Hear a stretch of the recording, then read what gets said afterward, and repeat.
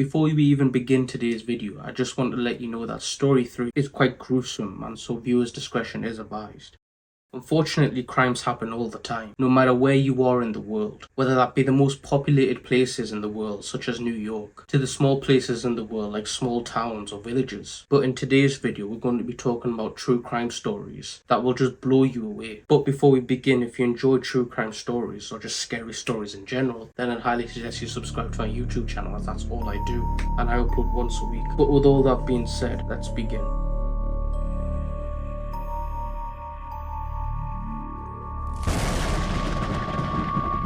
On the morning of 4th of December, so on a Sunday, a woman by the name of Annie Christina was found face down on a shore and she was deceased. The body was found by a dog walker who was just strolling by the area when she saw her body laying down with all of her belongings scattered everywhere. And of course, quickly the police were called and right away they thought that this was a suicide. But when the police would talk to Annie's family would heavily deny this and they would say that we're not convinced that this was a suicide. The family would also go on to say that the reason is because Annie's a strong, independent woman who would always express her emotions, so for her to just randomly just end it makes no sense to them. To give you more context about who Annie was a wonderful person who had long blonde hair, and that was her thing in the family, so much to the point that the family gave her the nickname the Viking Princess. And she was just overall a kind soul, and she would be the person that you would talk to when you're down. But not just that though, she was very talented as well. She could speak up to 6 languages. But that's not it, she was a very talented singer as well, and she had moved to Scotland on the autumn of 2004 to pursue school.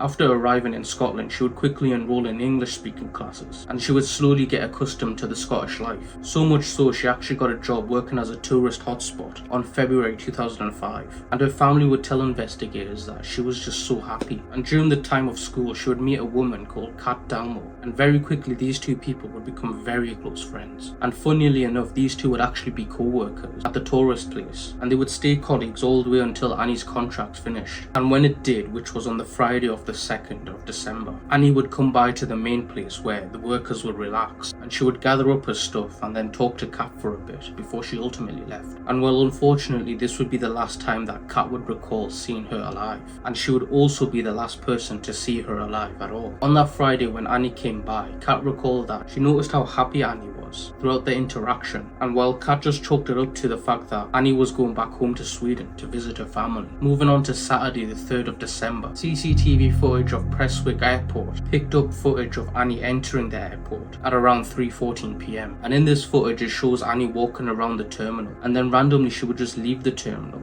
even though she had a flight to catch. And well, unfortunately her next confirmed sighting would be by the dog walker who found her deceased. When autopsies came back about Annie's body, they found that there was no trauma on it, and they would tell the family that we have no idea what's happened to her. However, an undertaker, who if we don't know what that is, it's basically someone that handles and prepares a deceased body for anything like burials or cremations. And of course this person would receive Annie's body for a burial, and they would notice that the autopsy that they received about Annie's body doesn't match up to what they say on her body. The person would say that there was bruising on her fingers and around her neck, and instantly Annie's family got very suspicious and they requested pictures from the autopsy from the police. And well, the police would deny this and would say there's not enough public interest for us to release these autopsy pictures, and also the fact that if they showed the pictures to the family it'd be too distressing for them. So that would lead to even more doubt about if the police are telling the truth or not. And well, with all that information, what do you think happened?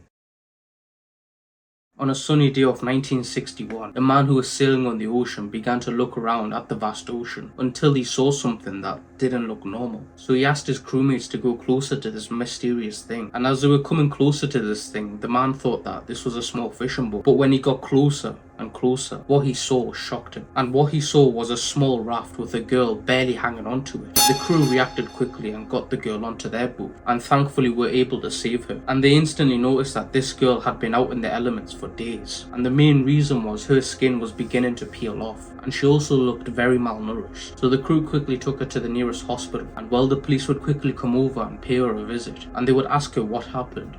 and what she began to tell the police would be one of the most famous and yet downright heartbreaking stories. The story begins with Terry, who was out with her father, Dr. Arthur, and well, they were just on a walk until Arthur would tell Terry that, hey, do you want to come to the Bahamas with me and your family as like a family trip? And of course, with no hesitation, Terry would say yes. And so pretty quickly in the next coming days, the family would get everything ready and they would hop onto a luxurious yacht, which would be their main transport to go into Bahama. The crew of people that came consisted of Arthur's wife, Jean, and his kids, 14-year-old Brian, and Terry, who was 11, also with Renee, who was 7. Arthur would also bring his friend and World War II veteran, Julian Harvey, and Julian would also bring his wife along. And well, through the first 5 days, everything would go swimmingly, and just everyone would enjoy each other's company. But on the 5th day in the night, everything would change. Terry woke up in the middle of the night to screaming and stamping on the top deck, and so even though startled, she would quickly get out of her bed and speed walk up the ladders. And while she was going up, she began to tell herself that they must have ran out of fuel or hit something. But what she saw was probably way worse than just a crash or running out of fuel. As soon as Terry poked her head from the lower deck,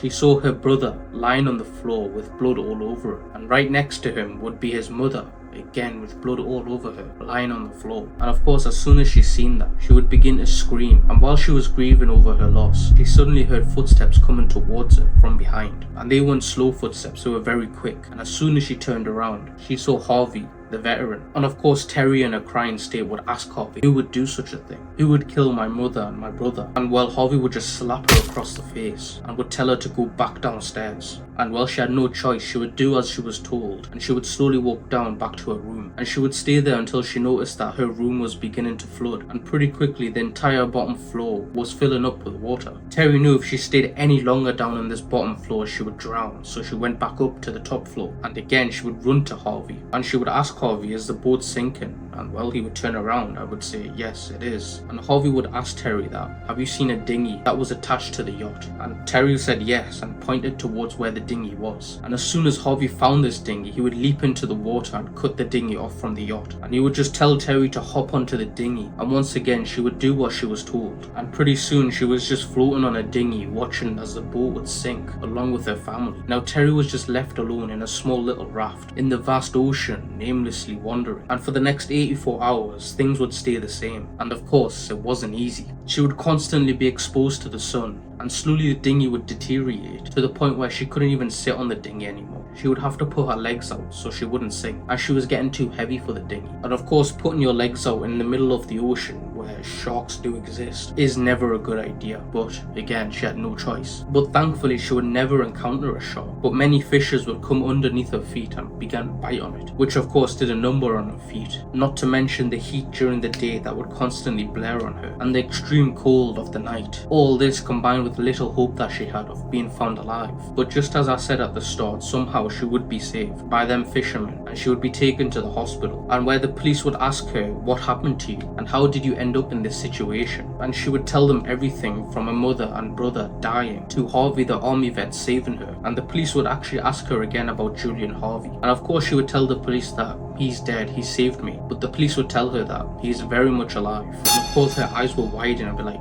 how is that possible? He gave me the last dinghy and I watched him sink in the boat along with everybody else. And again the police would reiterate that he's alive. Terry was shocked and would ask the police, can I see him? Which at this point news would spread about Terry being alive. So police would go to Harvey's hotel and would knock on the door, and after a while of getting no reception, they would just open the door, which they would find in the middle of the room Harvey sitting there, deceased after slitting his throat. And well, I'm guessing that you're asking, why would he do that? But it turns out Harvey actually had very evil intentions, and pretty quickly the police would piece everything out, and they would figure out that this wasn't some accident, it was all planned out. It turns out on the 5th night, Harvey would pretend to fall asleep, and he would do that until everyone actually did fall asleep, and he would grab his knife and he would stab his wife along with Terry's mother and brother. And that was when Terry heard those screams. And when Terry poked her head out of the deck, Harvey had already begun setting the yacht on fire. And when Terry went onto the lifeboat, just seconds later, Dr. Arthur, her father, would be killed. And it doesn't end there though. Harvey actually helped Terry escape alive, and of course it doesn't make any sense. And well, it was most likely due to pity and the fact that he had confidence of Terry not being able to survive in the vast ocean, and so he would just let her go, and then seconds later he would get into his own dinghy and would go back to the mainland, where of course he would be found by the coast guards, and they would ask him, what happened to you? And Julian would say that his yacht broke down and began to set on fire. And the worst part was, he actually brought his wife's corpse along with him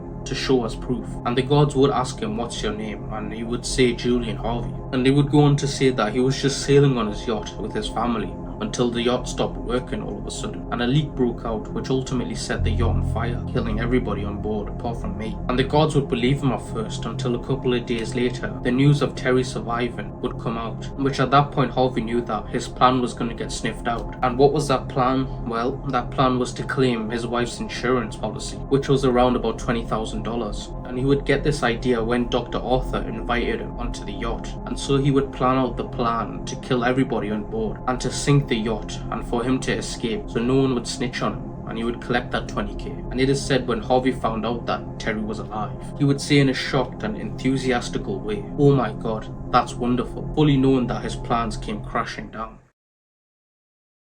This story starts with James Patrick Bulger, and well, this young man was born on March 16th, 1990 in a small town called Kirby. And well, for a while James's life would be very comfortable, mainly because his parents, Ralph and Denise, previously lost their daughter who was still a stillborn. So with that horrific experience, when James was born, they made sure that they would be the best parents any child could ask for. James was a bundle of joy to his parents. No matter what situation he was in, he would always be smiling and overall just making everyone's day. He had big blue eyes and light brown hair, and he would just have an unnatural amount of confidence and just the will to do anything that he wanted. Denise, the mother, who was very overprotective of James, she would constantly be around him and never let him out of her sight. And so just before his 3rd birthday, James and Denise would go to the shops as they routinely would every year. Denise and James would head to the Brookstrand shopping centre, which was located in Liverpool, on an afternoon on Friday 12th of February. By the time they got to the shopping centre, it was a late afternoon, so they got the bags out and began to go on a shopping spree. And once they were in the centre, everything would go normal. James would pick out all the stuff that he wanted, and his mother would just smile and say yes to him. And after an hour and a half, both decided that it's probably time to go home right now. But before they went home, Denise needed to go to the butcher's and place an order. So they get to the RTM's butcher's, and Denise walks up to the counter and begins giving her order. And James is not next to her, but close behind her. And she begins to place her order, which was about 30 seconds. And once she was done, she turns around, and to her horror,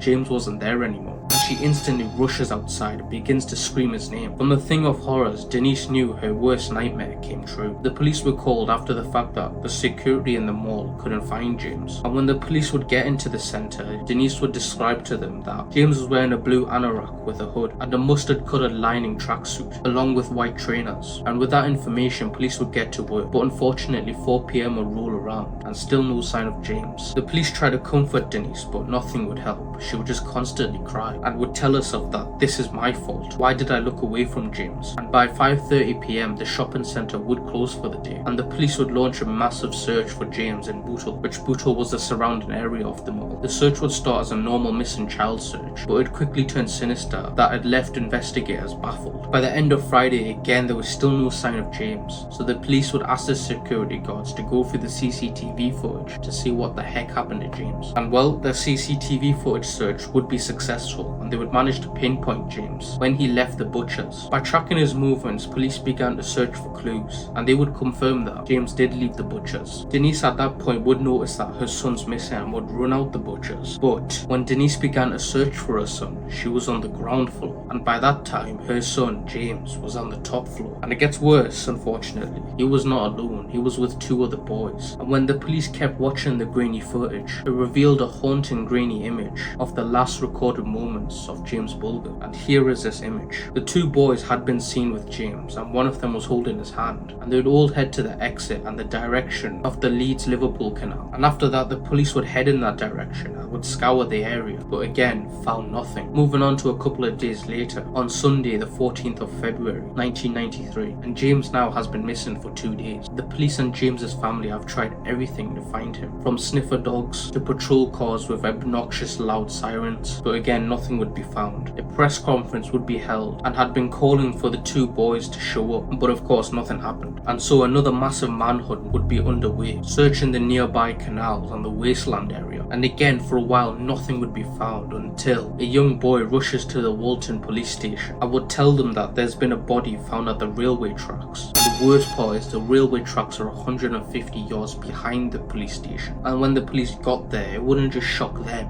it would shock the whole nation. The police would find the two boys and would arrest them immediately, and while their names were John and Thompson, John would be taken to the Walton Lane police station and Thompson would be taken to the Liverpool Land police station, and both boys would be put through the procedures of a suspect. They would get their blood sampled, hair sampled and nails sampled, and for the police this was a new thing as well. They had never interviewed children as suspects before, but either way the police would tell the boys about lying and how that if you lie you could definitely get prison time, and telling the truth would help the boys out. And of course both boys would have their mothers with them and a lawyer as well. The police would go on to say that John would actually act his age and would be hysterical and of course extremely scared of the investigators and would just constantly repeat that he's terrified of going to prison. On the other hand, Thompson was the complete opposite. He was very controlled and very composed and would just look like someone that did this before. John would crack a bit and he would reveal that he was around the area on the day of James's disappearance, but he wouldn't mention that they were inside of the centre. Thompson took a while, but eventually he would tell the police that they were in the centre and he would go on to describe the exact clothes that James was wearing. And of course the police were perplexed because why would a 10-year-old boy know so much about James? And this would be one of Thompson's major slip-ups because he would go on to say that James had been with the two boys for a very long time, and then Thompson would confess that the two boys had taken James from the shopping centre. But this wouldn't be as straightforward though. The police would have a hard time getting the story straight and the boys would just constantly blame each other. Thompson would be very suspicious as he would change his story on 5 different occasions over the course of 2 days of questioning. But the alarm bells would begin to ring when John asked the police if he could get fingerprints off skin, and this would tell the police that the boys are hiding something. By the time of Friday 9th, 12 PM, Thompson would admit that him and John had taken James to the railway, and as soon as he said that,